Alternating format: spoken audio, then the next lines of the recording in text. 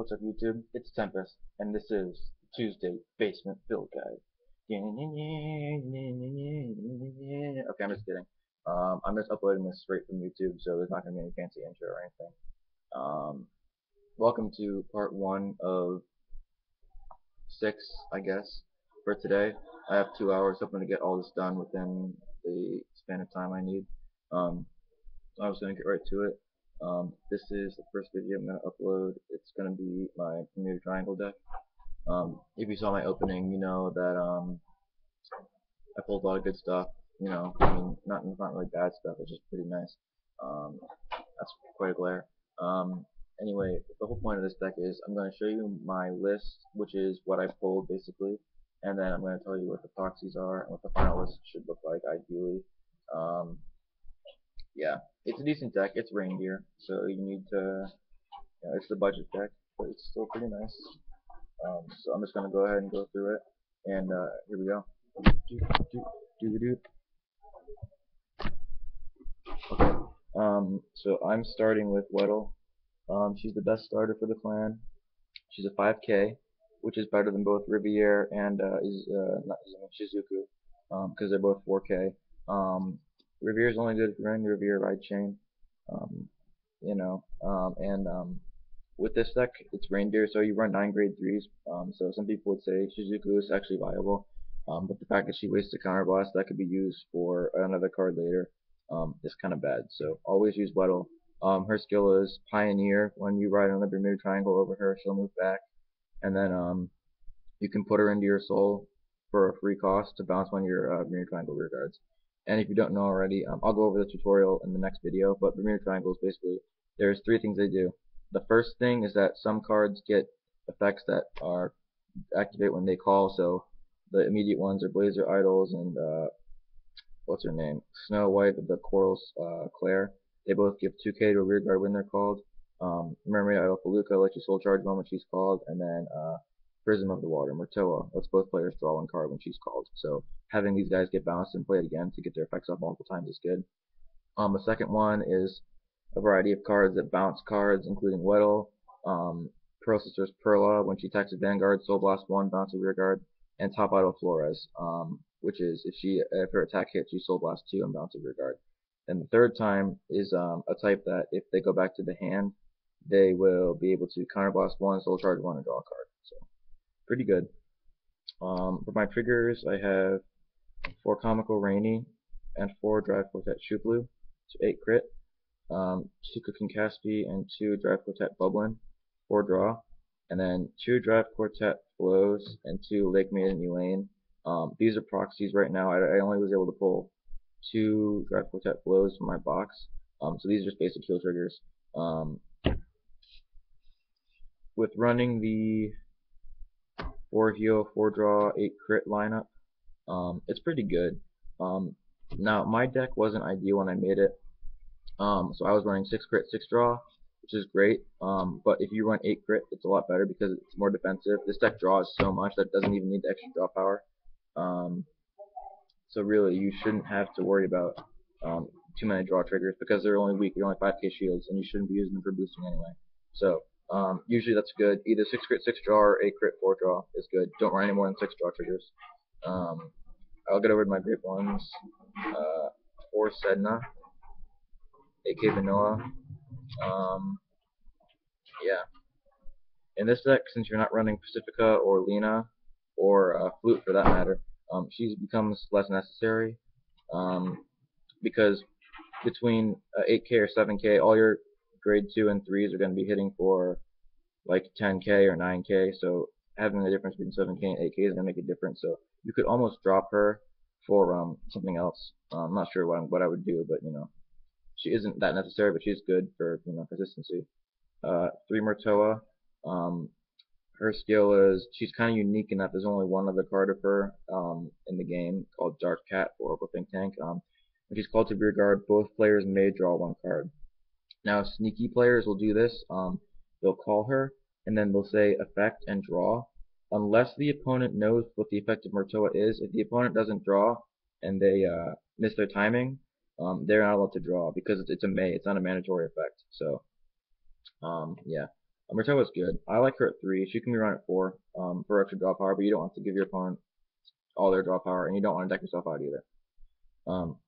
3 Feluca. This is my favorite card.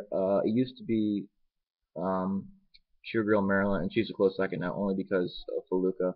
If she was a foil, I would love it even more, but she's not. I mean, just look at that. You can't go wrong with that. Anyway, her effect is when she's called, you soul charge 1. This helps boosting with Pearls and the Flores also.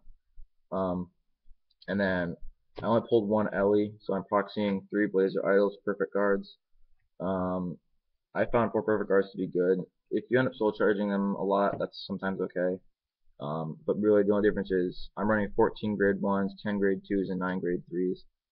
So if you want to run 13 grade 1s, you could cut a perfect guard for another grade 2, which I might actually end up doing at some point, but that means you only have like a certain amount of each one, and it's okay. I just don't know if I like it that much.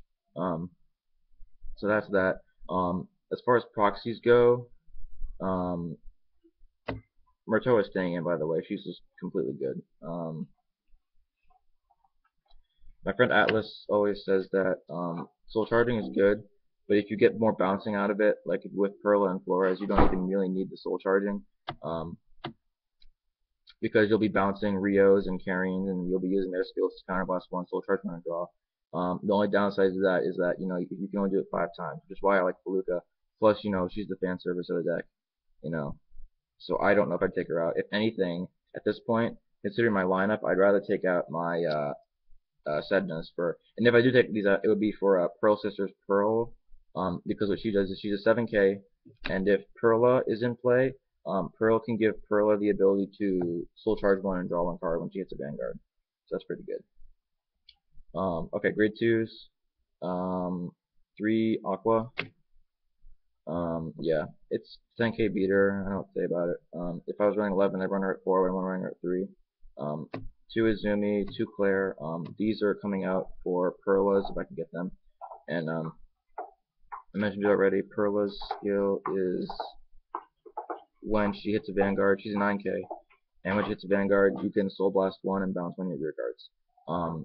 So I was kind of considering, do I want more power or do I want more bouncing potential? And what it all came down to was I had to go back to my roots and said, okay, well, I took out Saram, which is another grade 3 that's a 10K, and you can counterblast 1 when it attacks and gains 3K. I took out Pacifica, and I'm not running Lena, so basically I don't have any 13Ks. So I lost a lot. I sacrificed a lot of my power for a lot of extra draws. So basically, dropping Aqua down to 3 and making Perla a 4 adds more consistency to the deck and allows for bouncing potential. So 4 Perla for me. But if I bumped up to 11 grade 2s, then I would run the 4th Aqua because it's just so good. Rio, Flute, and this was a 4th Aqua, but I'm proxying it as a Rio. These are the first of the 2 units that have the skill to counterblast 1 when it's turned to the hand, and then you soul charge 1 and draw. So she becomes a +2 for you when she bounces. So that's really nice. Yeah, I like her at 3. Mainly because I run 3 carrying, so there's not really any point in running more than 3 Rio, because after your grade 2 ride, she's kind of pointless. You mostly draw her for the Weddles bouncing, and then you're done with her. You just use her to guard with. Alright, grade 3s. 3 Reindeer and 1 Pacifica. Pacifica's coming out for another Reindeer, only because Reindeer's the key Vanguard of the deck, and you beat Pacifica. Pacifica's, don't get me wrong, Pacifica's a great card. She's easily one of the best Vanguards ever made. Once per turn, you soul charge 1, draw 1, and put 1 card from your hand on the bottom of your deck. And her Mega Blast is great too. Counter Blast 5, Soul Blast 8, and then you can call any 3 Bermuda triangles from your deck. So that's pretty good. There are decks focused around her. But the problem with her in this deck is that if you get her thing going too long, you can deck out really easily. So you have to be careful with her because it's a -2 for you every turn to use her. I mean, you put 1 back in your deck, but still it's still a -2 pretty much, because the card you're gonna put back is chances are you're not gonna get it back. So yeah, Reindeer is good. Her effect is, and I'm surprised she's actually a common. It's similar to Sword Magician Sarah or Asura Kaiser from Pale Moon and No Grapple respectively. She's 10K, and when she drive checks a grade 3, You can select one of your Bermuda Triangle rear guards and bounce back to your hand, and then call another one from your hand to your open rear guard circle. So this lets you get your effects off for carrying, Rio, a couple other things, and besides, well, not besides, but since you can tag out with it, it's really nice. You could do that and attack multiple times. So basically, it turns all your grade 3s into stand triggers. Sarah does the same thing for Pale Moon, except that she gets 3k when she's boosted, and then when she does a grade 3, she still charges one and then calls one out. Same thing. And then Asura Kaiser, just when you reveal a grade 3, you stand when you know grab, blah, blah, blah, blah, blah. It's simple. The only downside is that it's only 10k, so it's not going to be swinging for big numbers anytime soon. I don't mean it's a bad thing. Alright, 2 Flores. She's a backup Reindeer, because what she does is if her attack hits anywhere, you Soul Blast 2 and bounce one of your rear guards. She's consistently better than Reindeer because she doesn't rely on luck. And the best part is that her effect can be used on Vanguard or rear guard. So I like her. She's probably my favorite Vanguard of the deck. But Reindeer is obviously the better choice because she's more consistent. Well, not more consistent, but she has only has potential in the Vanguard circle.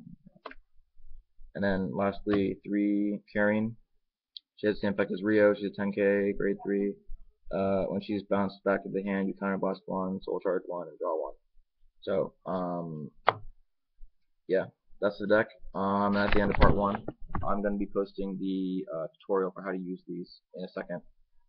So please stay tuned. Thanks for watching.